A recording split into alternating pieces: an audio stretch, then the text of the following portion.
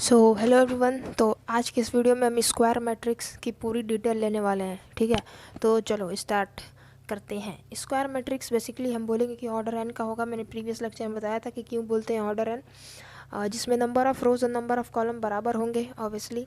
अच्छा, अब ये देखो, स्क्वायर मैट्रिक्स है जिसमें pair of elements A I J और A J I are called the conjugate elements. क्या होता है कि मान लो ये स्क्वायर मैट्रिक्स है 2x2 का, दिख रहा ना, 2 रो हैं और 2 कॉलम हैं। तो इसमें क्या होगा कि pair of element A I J और ए जे आई, मतलब आई और जे की वैल्यू जो इंटरचेंज हो जाए तो वो वाला एलिमेंट, उनको कॉन्जुगेट एलिमेंट बोलेंगे। जैसे इसमें A12 और A21 जो है, इनको कॉन्जुगेट एलिमेंट्स बोलते हैं। ठीक है, जैसे इसमें A12 और A21 क्या बोलेंगे, इनको कॉन्जुगेट एलिमेंट्स बोलेंगे।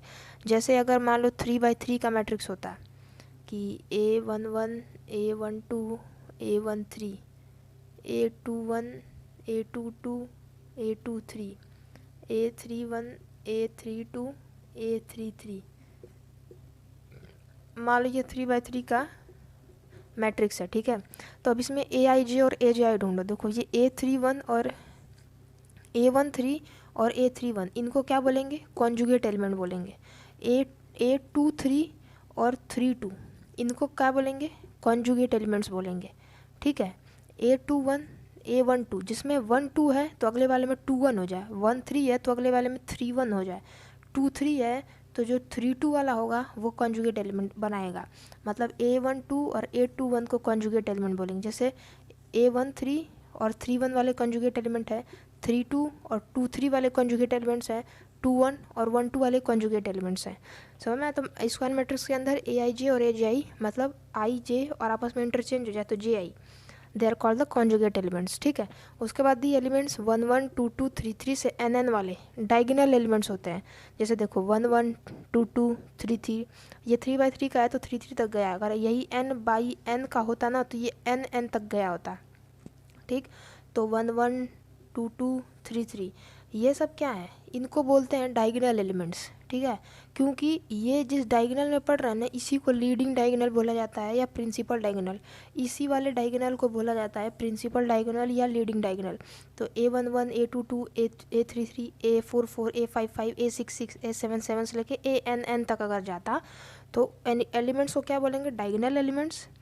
और line along which diagonal elements lie, उसको बोलते हैं प्रिंसिपल डायगोनल या लीडिंग डायगोनल। ठीक है, अब देखो एक वर्ड आता है ट्रेस। ये ट्रेस वाला शब्द CBSE बोर्ड में नहीं है, ये जेई में आता है। ट्रेस वाला देखो बेसिकली होता क्या है ट्रेस।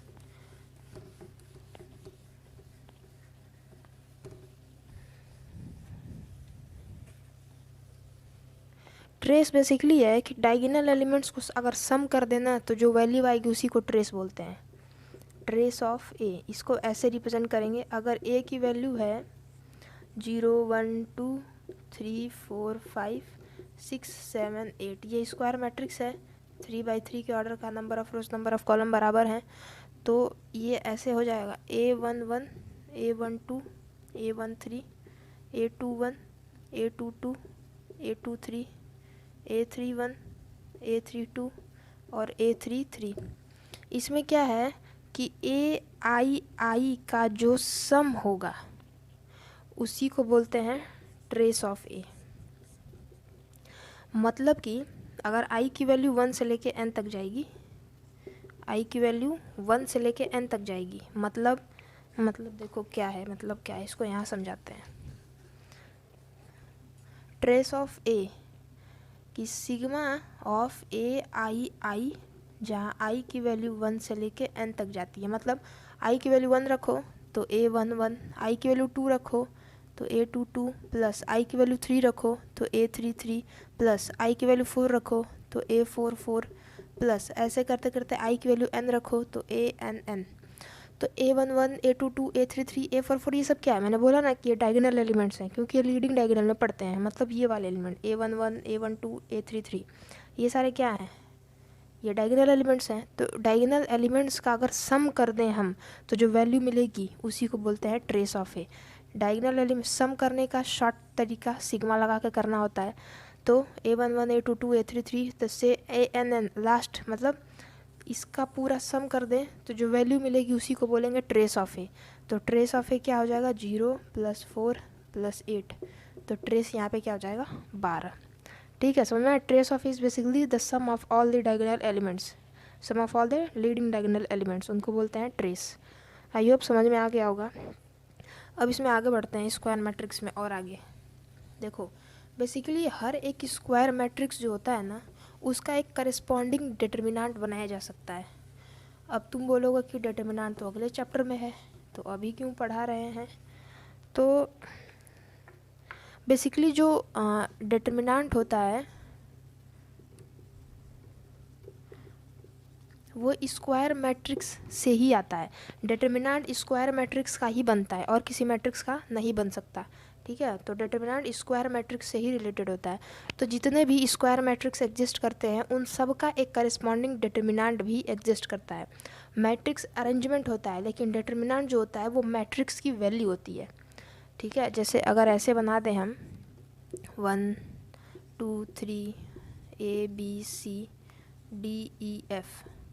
ये मान लो कोई मैट्रिक्स है, अरेंजमेंट बना दिए। अब इसी मैट्रिक्स वाले साइन को ऐसे अगर कर दें 1 2 3 4 5 6 7 8 और 9। ठीक है, तो अगर इस मैट्रिक्स का ये जो ब्रैकेट है इसी को ऐसे वाले ब्रैकेट में कन्वर्ट कर दे तो ये डिटर्मिनेंट का ब्रैकेट बन जाता है। और अब ये जो है ना, ये एक वैल्यू को रिप्रेजेंट करेगा। इसकी वैल्यू निकालना हम सीखेंगे डिटर्मिनेंट चैप्टर में।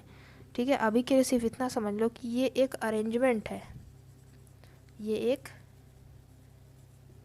एक अरेंजमेंट है, लेकिन ये एक वैल्यू है। ठीक है, ये एक वैल्यू देगा। इसकी वैल्यू कैसे निकालेंगे वो आगे देखेंगे हम। तो ये एक डिटर्मिनेंट है और ये एक मैट्रिक्स है, स्क्वायर मैट्रिक्स 3/3 के ऑर्डर का। और ये भी एक डिटर्मिनेंट है जिसका ऑर्डर 3 है, ये एक मैट्रिक्स है जिसका ऑर्डर 3 है। ठीक है, तो हर एक स्क्वायर मैट्रिक्स के साथ उसका एक डिटर्मिनेंट भी, करस्पॉन्डिंग डिटर्मिनेंट भी जुड़ा होता है। मतलब कि इस स्क्वायर मैट्रिक्स का डिटर्मिनेंट बनाने के लिए हम एलिमेंट्स को सेम ऑर्डर में लिख देंगे। अरे ये मैंने क्या कर दिया, वेरी सॉरी, ये ऐसे नहीं होगा। वो 1 2 3 फिर ABC फिर DE और F। ठीक है, तो एलिमेंट्स को एकदम सेम ऑर्डर में लिख दिया और ये बस ब्रैकेट चेंज कर दिया तो ये डिटर्मिनेंट वैल्यू बन गया ये, और ये मैट्रिक्स है। ठीक है, तो हर एक मैट्रिक्स का एक करस्पॉन्डिंग डिटर्मिनेंट एग्जिस्ट करता है, जो कैसे फॉर्म होगा, एलिमेंट्स को एज इट इज़ लिख डालो और बस ब्रैकेट को चेंज कर दो तो ये डिटर्मिनेंट बन जाएगा। और डिटर्मिनेंट ये एक वैल्यू देगा, ये एक वैल्यू, ये कोई वैल्यू नहीं देगा, ये एक वैल्यू देगा। ठीक है, अच्छा अब देखो डिटर्मिनेंट, अगर मैट्रिक्स के डिटर्मिनेंट की वैल्यू 0 आती है, ठीक, फिर थोड़ा सा आगे और बढ़ लेते हैं कि अगर मैट्रिक्स